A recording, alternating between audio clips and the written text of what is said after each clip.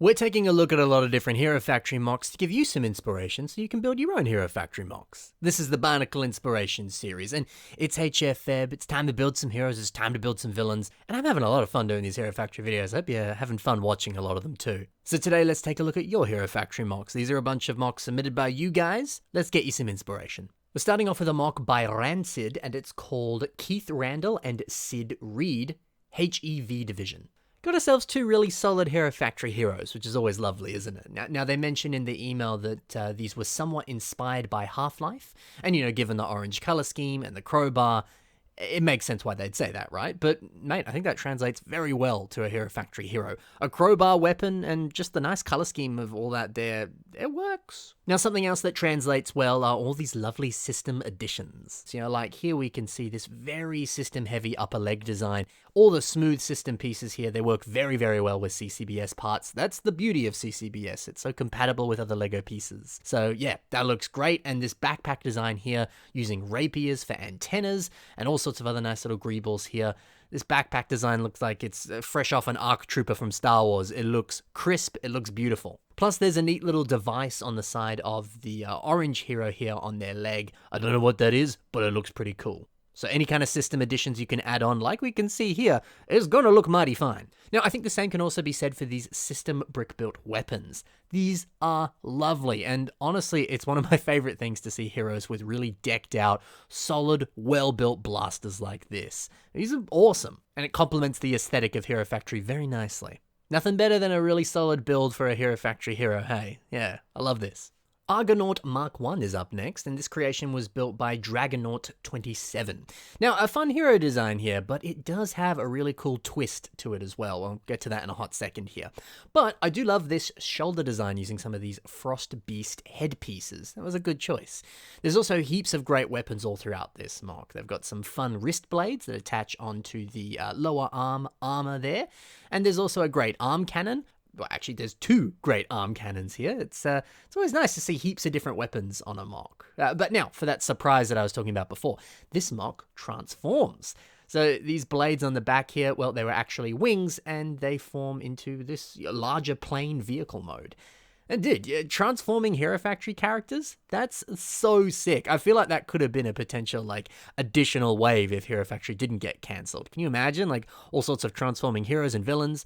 I don't know if Hasbro and Transformers would get upset, but hey, that would have been awesome, and I think it translates very well to, CCBS. I always looked at Stormer and was like, he's basically just Optimus Prime anyway, so yeah, transforming Hero Factory characters, it's a vibe, it's good. Now, something that I like about this transformation is how easy it is to actually pull off the transformation. There's nothing super complex about it. It looks like they're basically just flipping some limbs, finding ways to link them together, and kind of just tipping the MOC over. There's nothing hugely complex like you might see on really high-level advanced Transformers where it takes 50 steps to transform them. You have to flip something, then twist it, then flip it back, blah, blah, blah, blah. This is just nice and simple, but it's beautiful in its simplicity. So, maybe for your next FEB MOC, you could just play around with it a bit, and you might even realize it can transform even if you didn't intend it to, just by flipping some pieces over and maybe adding one or two things. It's a great idea, and it looks awesome here, so yeah, super sick. Mr. Voltron has built a lovely little revamp of Voltex now. So this MOC has a lovely, samurai vibe to it. All this purple armor, it just looks so lovely the way it frames the shoulders and frames the upper legs there. It's so compact and it's so striking as well. I think part of that's down to the color, but also the shape of it. It just grabs you. Now, I've always felt like Voltex, the set anyway, didn't have enough purple on him, and I always hoped that it would come with more. We just spoke about that in my last video actually with the prototype for Voltex, came with way more purple, would have been so exciting as a purple parts pack. But yeah, look, seeing this version of Voltex with way more purple, it just feels right. Now also this great asymmetry, red on one side, blue on the other, and the fact that that's also carried down into the weapons too. Isn't that sick? Everything about this is just so clean and so well crafted. It's a brilliant take on Voltex. But Mr. Boltron said that this took inspiration from Dylan Meave's own revamp of Voltex. So let's quickly talk about this, since these two MOCs kind of go hand in hand and it influenced another person's build. Now, obviously we can see some similar things on this MOC, the same sword idea, the same color asymmetry, and even the way that the purple armor is layered out. It looks pretty similar. Although the one difference here that I love are these cool purple spikes on the helmet. How good does that look? But what's really cool about both of these mocks is the idea of doing your own take on another LEGO fan's build. I think that's a cool idea. Yeah, there's so many mocks out there that, like, personally I love, and they've inspired me to want to build my own, unique take on it, or I've been like, oh, I like how they did that, I might translate it to an entirely different build, that sort of stuff. So, if you like someone's build enough, why not just do your own take on it? As long as you credit the original artist, it's worth doing. Plus, the act of rebuilding or reverse engineering or just studying the techniques or the way that something was built, that's such a good way to learn techniques and enhance your building skills. But I think it is important to also add your own flair to that mock as well, because yes, you'll learn something from copying the techniques or just mimicking what they're doing, and you'll be like, oh, okay, these pieces actually interact like that, or that's how this person's thinking, maybe I could think in similar ways, da-da-da.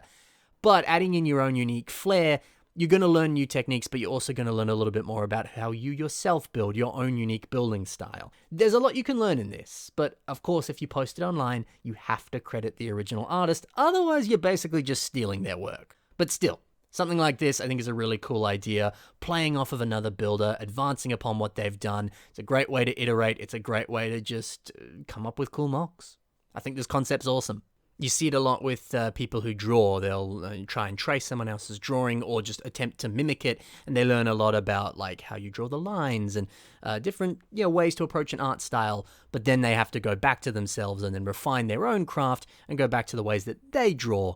There's no reason you can't do similar stuff like that, but with building. Anyway, this next mock now, it's called Zero, and it's built by Gloopy Loopy. Fantastic name.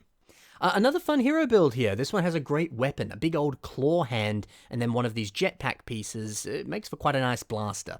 Both of these weapons are really fun, and I actually love seeing a big claw hand on a hero. It feels like a nice throwback to Hero Factory 3.0 characters like Rocker here.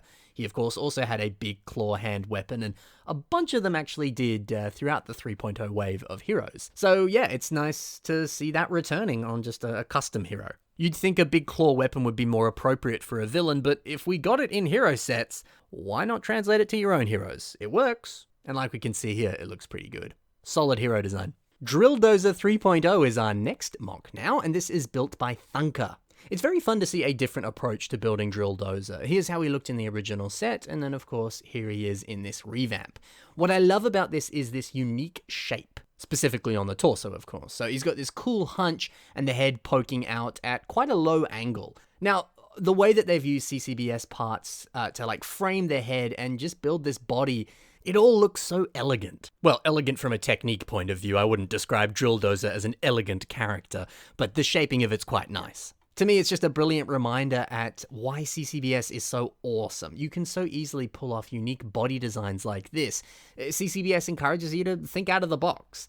And plus, isn't it lovely to just see very different body shapes on characters? Because as cool as the standard humanoid design is, yeah, you see it all the time. I like seeing different stuff like this. Also, the fact that the head has that little lamp on top, like he's a little miner and he's got a hard hat with a searchlight on it, sick. Kind of adorable. I love it. Also, these weapons are really cool. Big old drill arm, and the fact that it ends with that shield piece, very similar to Firelord. And then a big old claw hand, and also these huge tanks on the back there. There's just so much to love here. It's a great take on Drill Dozer. You can hear my Australian coming out there. Drill Dozer. Drill Dozer, actually. With an R at the end, like I'm an American. I really like this Drill Dozer revamp. It's fantastic. Anyway, next mock. It's time now for Derek the Core Hunter Hunter.